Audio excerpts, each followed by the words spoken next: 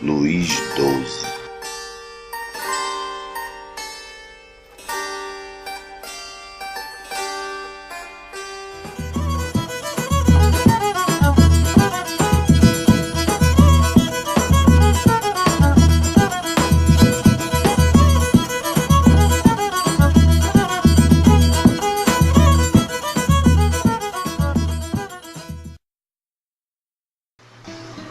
Com a morte do rei Carlos VIII, sem deixar herdeiro, o seu primo e cunhado, Luís de Orleans, assumiu o trono. O Luís ascendeu ao trono com o nome de Luís XII. Quando seu pai morreu, Carlos de Orleans, que era irmão do Luís XI, o Luís XII tinha apenas 3 anos. E a sua tutela ficou com seu tio, o rei Luís XI, que era também denominado o Rei Aranha. Como ele não tinha um filho, ele proporcionou ao Luís de Orleans uma boa educação. Mas após o seu filho nascer, o Delfim, Carlos VIII, ele passou a manipular o Luís. E para segurar o seu filho no trono, ele acabou casando o Luís com a sua filha, Joana, que era deficiente, com a promessa de que, caso ele morresse, ele seria o regente do Carlos. Mas no leito de morte ele elegeu a Ana e o seu esposo, o Pedro II de Bourbon, que era o seu homem de confiança.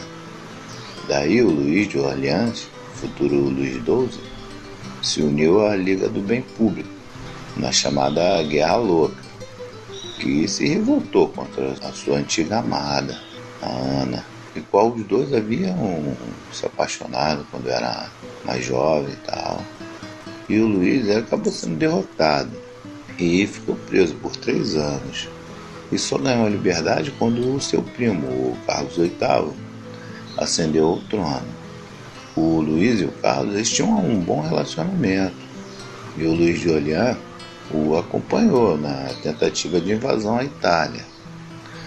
Daí, quando o Carlos VIII morreu, sem deixar herdeiro masculino, em 1498, o Luís finalmente ascendeu ao trono.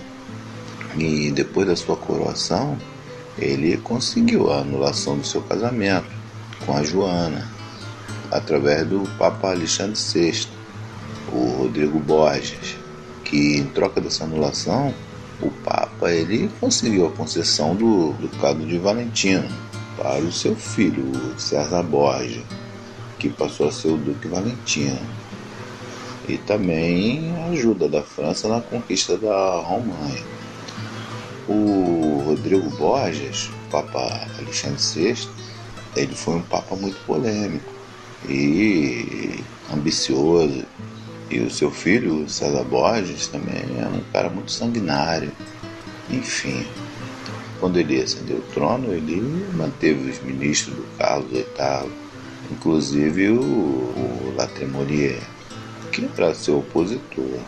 Ele tinha a fama de ser humanitário e bom, e quando assumiu, ele reduziu os impostos, fez também reforma no judiciário, protegeu os mais humildes, também incentivou as indústrias, o comércio, as artes, enfim.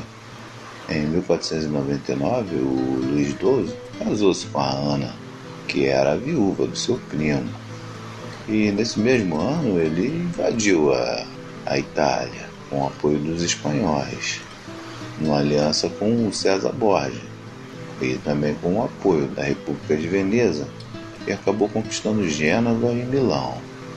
O Luís era neto de Valentina Visconti, filha de João Galácio Visconti, o primeiro duque de Milão, e casou-se com o Luís, duque de Anjou, Luís de Valois, irmão do Carlos VI da França. E após uma série de negociações em torno do seu casamento, ocorre uma cláusula a qual ela herdaria os domínios da casa de Visconti, na ausência de um herdeiro masculino. Daí o Luís XII, que era seu neto, reivindicou o Ducado de Milão, Em 1501, com o apoio da Espanha e do Papa, embarcou nas guerras italianas, invadiram Nápoles e destronaram Frederico I, onde houve um tratado com a Espanha, e ambos passaram a ser vassalos do Papa. Mas pouco tempo depois, a França e a Espanha começaram a se desentender, e a França acabou expulsando os espanhóis ao sul da Itália. E a Espanha, nesse tempo, estava fortalecida, né, por causa do ouro da América. E logo veio o reforço. E daí houve uma nova disputa por Nápoles, onde tinha o destaque de Pedro do Tarriel, senhor de Boiarde, que era um exímio guerreiro, onde a França sofreu várias derrotas. Em 1504 acabaram se retirando, e a partir de 1508 ele tentou novamente interferir na Itália, com o apoio do Fernando II de Aragão e de Maximiliano II, e também do Papa Júlio II, e teve um êxito em Veneza, através da Liga de Cambrai. Mas em 1511, o Papa Júlio II, com receio do fortalecimento da França na Itália, ele criou a Santa Liga e se aliou à Espanha e também à República de Veneza, mais tarde ao Henrique VIII da Inglaterra e também da Suíça. No início, o Luís XII ele teve algumas vitórias, mas acabou sendo derrotado novamente.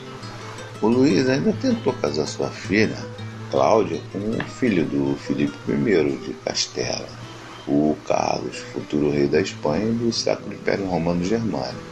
Mas não deu certo, porque os Estados Gerais franceses não aceitaram. Ele acabou casando sua filha com Francisco, seu primo, o futuro Francisco I. E em 1414, a sua esposa, a rainha Ana, morreu.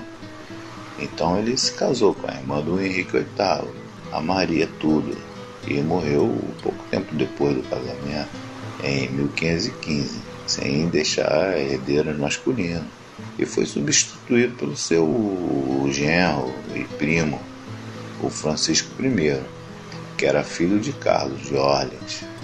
Bom, é mais ou menos isso aí. Eu vou ficando por aqui.